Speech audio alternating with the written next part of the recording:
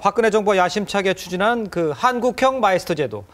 호응이 좋다면서요? 네, 상당히 호응이 좋습니다. 그러니까 한국식 마이스터 제도, 그러니까 일과 학습을 병행하는 제도. 그러니까 중소기업 입장에서는 인력난을 해소를 하고 또 청년들 입장에서는 일자리를 마련한다. 그런 의미 그렇죠. 아니었습니까? 네. 지금 시행한 지 이제 만 1년이 지나서 두 번째 기수들을 뽑고 있는데 호응이 상당히 좋습니다. 화면 보면서 설명드리도록 하겠습니다. 네. 네, 경기도 발안에 있는 기계공업업체입니다. 뭘 만드는 회사인가 하면은 냉간단쪽이라는 폼이라는 그런 기계를 만드는 회사입니다. 이 폼이라는 기계가 뭘 만드는가 하면은 자동차나 모든 산업에 들어가는 볼트와 너트 같은 부품류를 만드는 그런 회사입니다. 그런데 이 회사에서 만드는 이 냉간 단조기가, 그러니까 이 회사는 부품을 만드는 게 아니고 부품을 만드는 기계를 만드는 회사다. 이렇게 설명을 드릴 수가 있습니다. 그런데 이 회사가 만드는 이 냉간 단조기는 우리나라 자동차 부품업체 90%에 공급이 되고 있습니다. 그러니까 어떻게 본다면은 우리나라 자동차의 경쟁력은 현대와 대우가 가지고 있지만은 그 경쟁력을 뒷받침하는 업체는 이런 중소기업이다. 이렇게 얘기를 할 수가 있는 겁니다. 네. 그렇다면 지금 이게 외국 기업에 비해서 지금 경쟁력이 좀 있는 겁니까? 이 냉간 단조기를 잠깐 설명을 드리면은 단조, 주조 아마 그런 얘기들 많이 들으셨을 겁니다. 주조는 뭔가 하면 쇠를 녹여서 틀에 넣어서 만드는 거고 그렇죠. 단조는 두들겨서 만드는 겁니다. 그러니까 큰 쇳덩어리를 두들겨서 부품을 만들기 때문에 굉장한 압력이 가해지고 저 기계를 만드는데 엄청난 노하우가 들어간다. 이렇게 설명을 드릴 수가 있습니다. 그런데 이 회사 매출이 1년에 700억 원 정도입니다. 그중에 절반은 한국이고 절반은 수출입니다. 그런데 어떤 나라에서 수입을 해가는가 하면 일본이나 주로 유럽 국가들입니다. 그런데 일본만 하더라도 사카무라라는 세계적인 기업이 있고 유럽도 전통 깊은 업체들이 많습니다. 그럼에도 수출을 할 수 있다는 건 그만큼 경쟁력이 있다. 이렇게 설명을 드릴 수가 있습니다. 그러네요. 얘기 한번 들어보시겠습니다. 대만이나 중국에서도 이제 제작을 하는데요. 아무래도 이제 내구성, 그러니까 프레임 자체의 이제 내구성이 완전 다르고요. 그리고 또 이제 생산 스피드 자체가 내구성이 좋다는 건 스피드를 더 낼 수 있지 않습니까? 그래서 생산 속도 자체가 뭐 한 2배 정도 빠르기 때문에 2대분의 역할을 하는 거죠, 한 대로. 예. 예, 그리고 가격도 쌉니다. 결국 그러니까 일본이나 유럽 업체에 비해서 가격이 한 30% 정도 저렴하기 때문에 가격 경쟁력도 갖추고 있고 제가 취재 갔을 때만 해도 이태리 바이어들이 와 있었고요. 일본 바이어들도 와서 상담을 하는 그런 상황이었습니다. 그런데 이런 우수한 마이스터 그룹 있는데도 인력난이 있다는 얘기인가요? 네, 그렇습니다. 뭐 우리나라에서 제일 좋은 그 분야에서는 제일 좋은 기업이다 하더라도 인력난은 있습니다. 그러니까 필요한 인력을 어떤 식으로 충원을 하고 있는가 하면 주로 경력 사원을 뽑아서 충원을 하고 있고요. 그러니까 신입 사원을 뽑아가지고 그 공장에 익숙한 근로자를 만드는 데는 지금 현재 엄두를 못 내고 있는 겁니다. 그런데 저는 기계공업업체 같은 경우에는 그 공장에 오래 몇십 년 근무한 근로자가 상당히 중요합니다. 왜 그런가 하면 아침에 출근해서 기계 소리만 들어봐도 아, 이 기계가 문제가 있구나 하는 걸 알게 된다는 거 아닙니까? 그런데 아직까지 그렇지 못했다는 겁니다. 한번 얘기 들어보시겠습니다.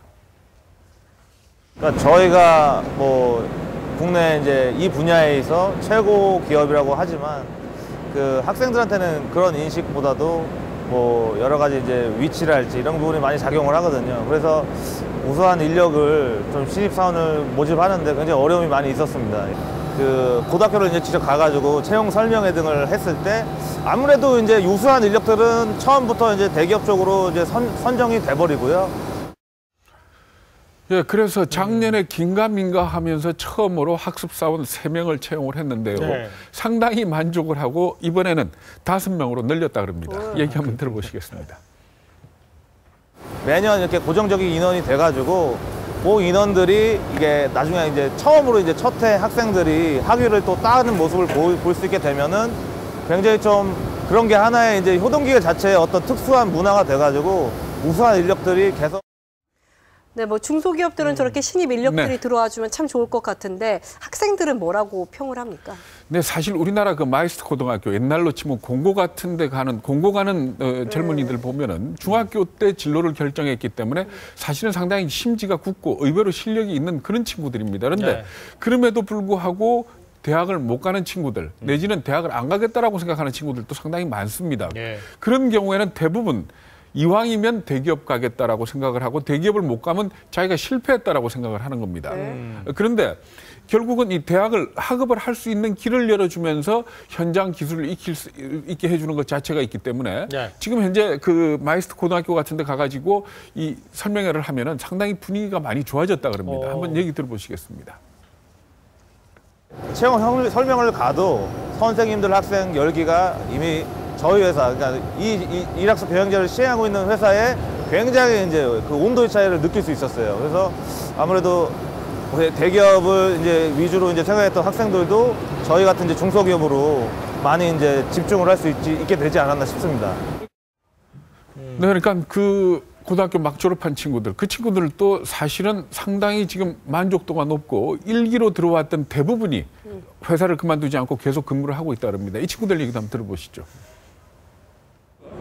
학교는 매주 토요일에 오전 10시부터 오후 6시 반까지 수업을 하고요. 그 학교에서 배우는 이론 수업을요, 바로 이제 현장에서 활용할 수도 있고, 여기에서 현장에서 쓰지 않더라도 나중에 쓰게 될 수 있어서 그냥 많은 정보를 알게 되는 것 같습니다. 대학도 물론 좋지만 기술도 먼저 배워서 경력을 쌓으면은 그것도 대학 나온 만큼 진가를 발휘할 것 같아서 먼저 기술을 배우려고 왔습니다.